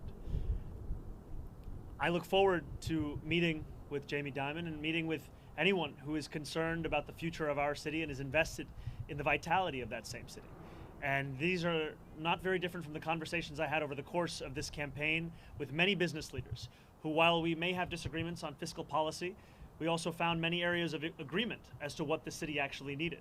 And I think it is critically important that we start to embody a style of leadership that does not demand agreement across every single issue in order to even have a conversation. We need to be able to deliver for New Yorkers, and that means to meet New Yorkers, even those with whom we have any disagreements. So I look forward to having those kinds of meetings, be it with Jamie Dimon or be it with other business leaders, and continuing to show that our affordability agenda is an agenda that would also benefit businesses across the city. Because what I've heard from many of those same business leaders is that the inability for city government and state government to provide universal child care has led to businesses sometimes having to provide stipends to their own employees given the expense of that child care. Makes sense because child care in this city costs an average of $22,500 a year, which is a burden that many families cannot bear. And I also look forward to streamlining the regulations within city government. I'm someone who believes deeply in the public sector, believes deeply in public regulation, and I also believe if I cannot give you an answer as to why a regulation exists, then it likely doesn't have a good reason to exist any longer. And that extends to when a restaurant owner told me of the $25 a year he has to pay the city for the right to sell a frozen dessert. And it also extends to the way in which we fine and fee small businesses across the city, which is why we've committed to cutting that in half. And I have not spoken to Jonathan Greenblatt. I take the issue of anti-Semitism incredibly seriously. And last night in my speech, I spoke about how my city hall will stand steadfast with Jewish New Yorkers in fighting the scourge of anti-Semitism across the city and making that clear in the actions that we deliver on from January 1st. And I look forward to working with Jewish leaders across this city, whether they be elected officials, whether they be rabbis, whether they be community leaders, to deliver on the promise of not just protecting Jewish New Yorkers, but celebrating and cherishing them in this same city.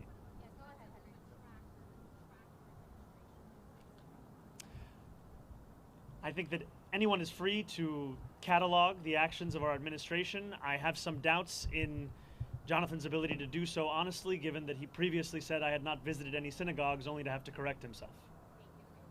I'm Mayor-elect. Obviously, I have two questions as well. Yes, yes. Yes. It's a 2-for-1 day. Oh, yeah, a little more interesting. So, on President Trump and on delivering real, tangible results, as you alluded to last night with your new era, as Maria Torres-Springer just said, how do you balance, or have you given thoughts of balancing combating President Trump and not getting lost in that fight where you are not delivering the campaign promises? And second, I'm just curious, kind of in the quiet hours of last night, you got off stage, you went home, maybe you were sitting by yourself, maybe it was just you and your wife. I'm wondering what those sort of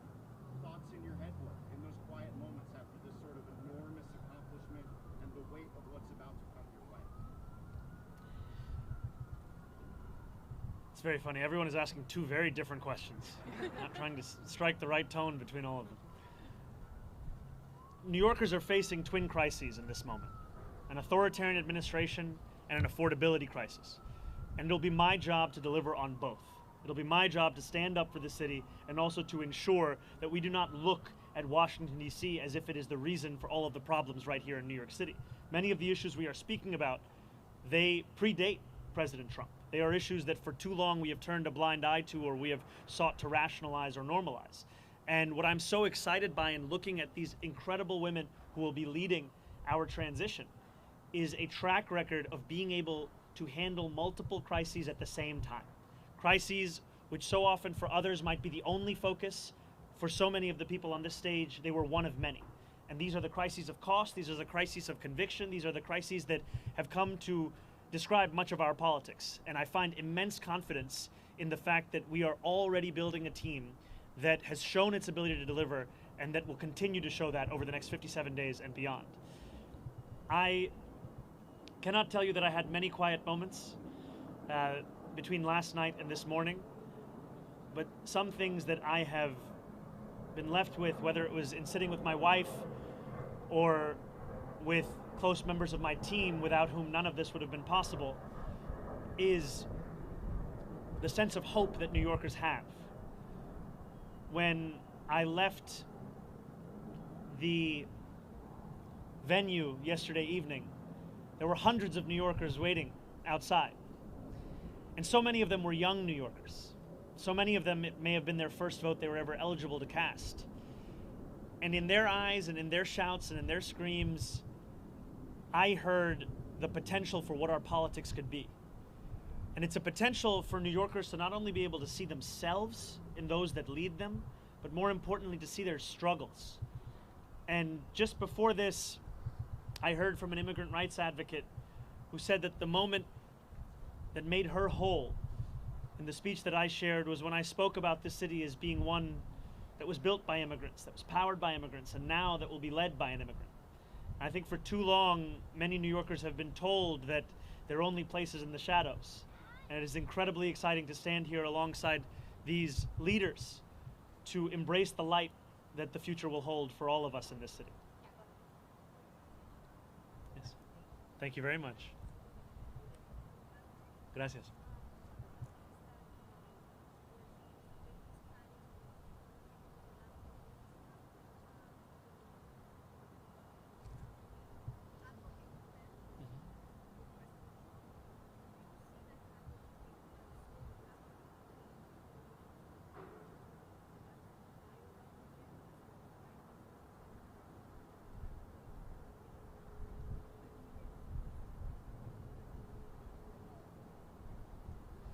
The White House hasn't reached out to congratulate me. I continue to be interested in having a conversation with President Trump on the ways in which we could work together to serve New Yorkers, whether that be delivering on his campaign promises around cost of living, or the many issues that New Yorkers have been sharing with me about the drastic impacts that the legislation that President Trump has ushered through Washington will mean for them and their lives. And too often we understand these impacts solely at an individual level. But if we just speak a little bit more about SNAP benefits, these are not just affecting the close to 2 million New Yorkers who are on SNAP, these also affect the grocery stores across our city. There were a number of mom and pop owned grocery stores that spoke to me about the fact that in the Bronx, SNAP revenues make up more than a quarter of all of their revenue. And this has the impact of decimating their ability to keep their doors open. And so I look forward to having those conversations and to making clear that if there is ever anything to be spoken about that could benefit the people of the city, I am ready and willing to speak to anyone about it. But if it is a conversation to come at the expense of those people, then I will fight that idea tooth and nail, because my job is to serve this city.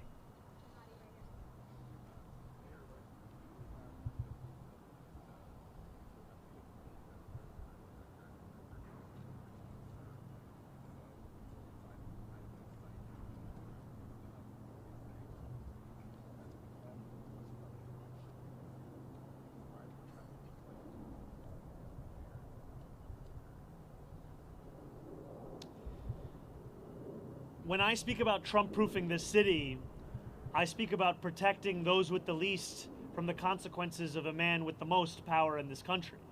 It is in part a reference to the need to ensure that any fight for additional revenue is one that also looks to try and protect those same New Yorkers from these kinds of cuts to the greatest extent that we can. And it's also a commitment to ensure that so many of the storied parts of city government return back to the moments where they were on the front lines of fighting for dignity and civil rights, and I think specifically of our city's law department. This is a law department that, when you think of the seminal civil rights cases of this country, they were there. And yet today it has 200 fewer lawyers than it did before COVID. This is an example of a lack of interest from an administration in ensuring that we are investing in the tools that have been proven to protect those same New Yorkers. And I will not mince my words when it comes to President Trump. I will continue to describe his actions as they are, and I will also always do so while leaving a door open to have that conversation, because it cannot be understood as if it is an argument between two individuals. I am looking to lead this entire city, and everything that I do must be to the benefit of this city, and I look forward to delivering for that same city. Yeah, hi. How's it going, Aki? So after your win last night, a lot of critics went to our comment section in the social media newsroom saying, talk to the Mamdani supporters in 6 months, see how they feel. Talk to them in a year, see how bad it's going to get. Do you have any comments on how those folks are reacting and how you're going to prove it? Well, first I'd say we've come a long way since that conversation in Astoria Park, and it's lovely to see you here. You know, I think there were many who said similar things when we launched our campaign on October 23rd. Talk to the campaign in 6 months, talk to the campaign in a year, see where they are. And what we've shown is that the hunger, the dedication, the commitment to excellence and delivering in the ways in which we have been told are impossible, this is what will typify our efforts. It has thus far. This is what will describe them moving forward. And the passion, as Maria had said, of an undimmed potential for government to meet the needs of working people across this city, that is something that we fully intend to deliver on. These were not words that were shared as a means by which to inspire people for the purpose of an election. These were commitments that were made that we intend to deliver on to ensure that New Yorkers can live in the city they call home.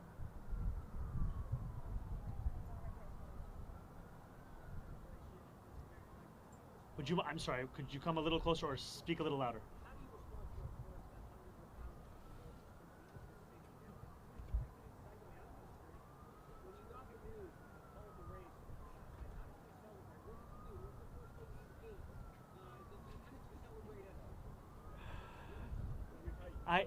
I think the first thing I did was drink some water, and it took a moment for it to settle in. And when it did, oftentimes this job is described with the language of burden, responsibility, pressure. And those things are true, but what is lost is opportunity. And that is really what I felt in that moment when this race was called, the opportunity we have to deliver for people who have come to expect so little from the politics of their city. And that is an opportunity that is at the heart of what motivates me each and every day.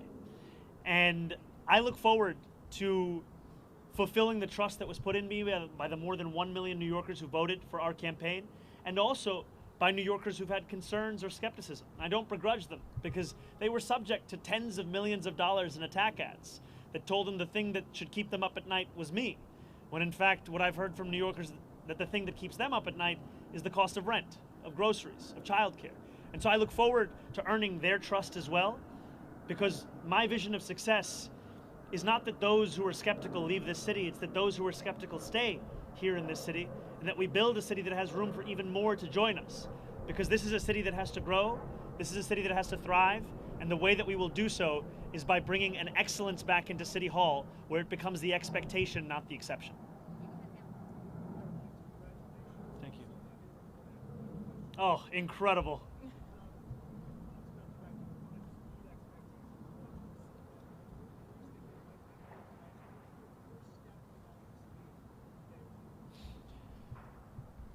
My first day in City Hall will look like my last day.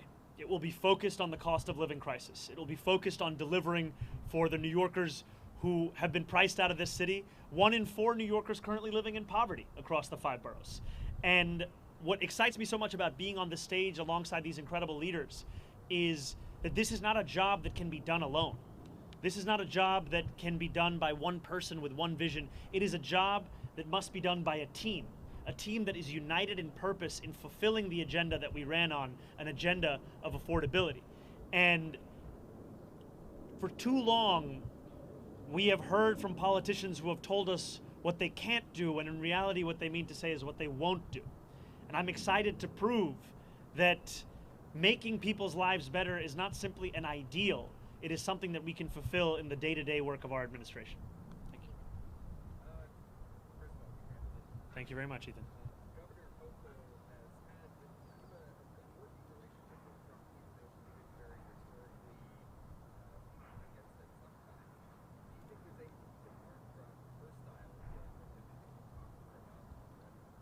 I think the governor has set a very good example for what it can look like to both keep a door open to speak with anyone about anything that could serve the interests of the people of this state, while also refusing to sacrifice those same people for the purpose of maintaining a relationship.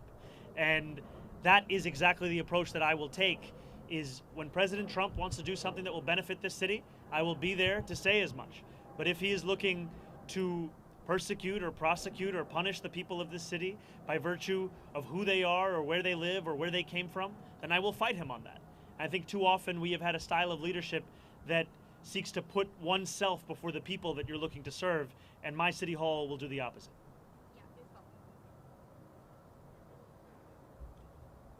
Oh, thank you.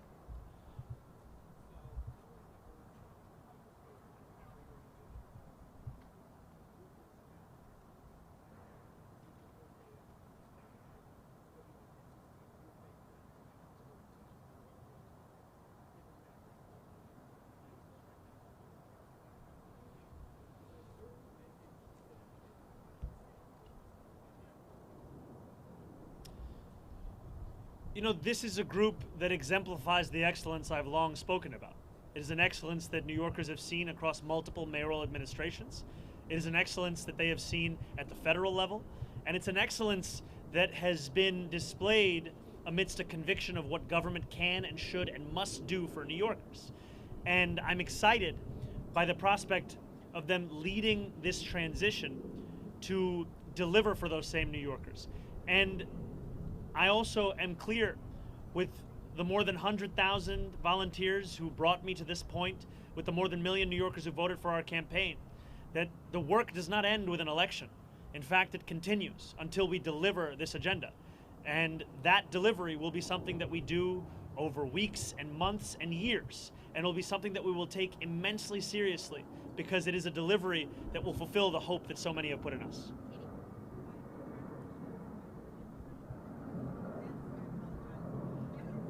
Could we do the first one? I'll answer, then we go to the second one? Perfect. Yes.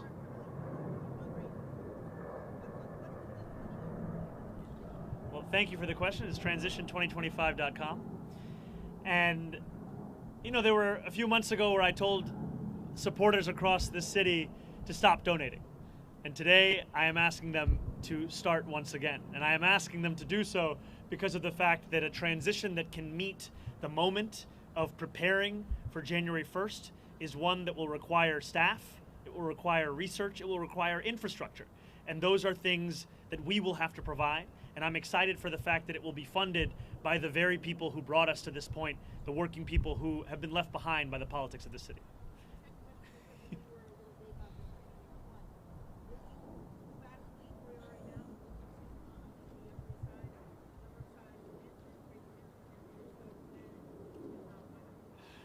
You know, I did get a text from my super late this night. Look, I have been told time and time again, and I've embraced it, to not measure the drapes. And here I am the day after being asked to use a ruler. And I will tell you that my focus right now is on the transition team. I will speak with my wife. I will think about this further, but when I have something to share, it will be done so publicly. Andrew Cuomo did it.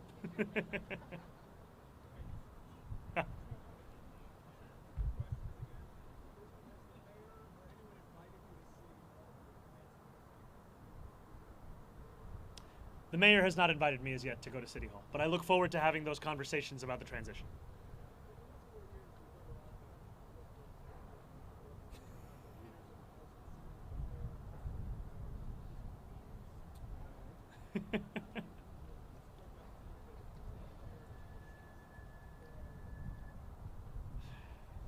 You know, I don't see it as a question of which borough is on top. I am looking to serve every single one of the 5 boroughs. And in each of these boroughs, I find so much of the inspiration of the work that we have to do in City Hall. And I'm also proud to represent Queens in the state legislature. I'm proud to be a resident and an assembly member for Astoria and for Long Island City. And I'm proud that we are standing here today in the world's borough to embrace what gives so much meaning as to what it means to be a New Yorker here in this moment today. This guy's trying to get me to go against other boroughs. Unbelievable. Where's the suit? Good to see you.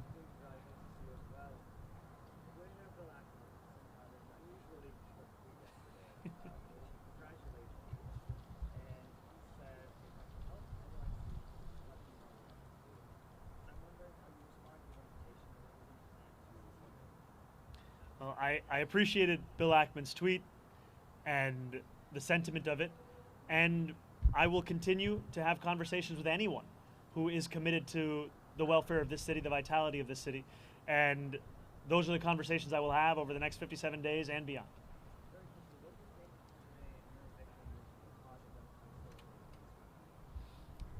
I can tell you what it means in this city. It means that the idea of a politics built around the delivery of dignity to each and every person who calls this city home, that politics is alive and well. And for too long, we have spent our time debating who deserves that dignity, as opposed to delivering it to each and every person who calls the city home.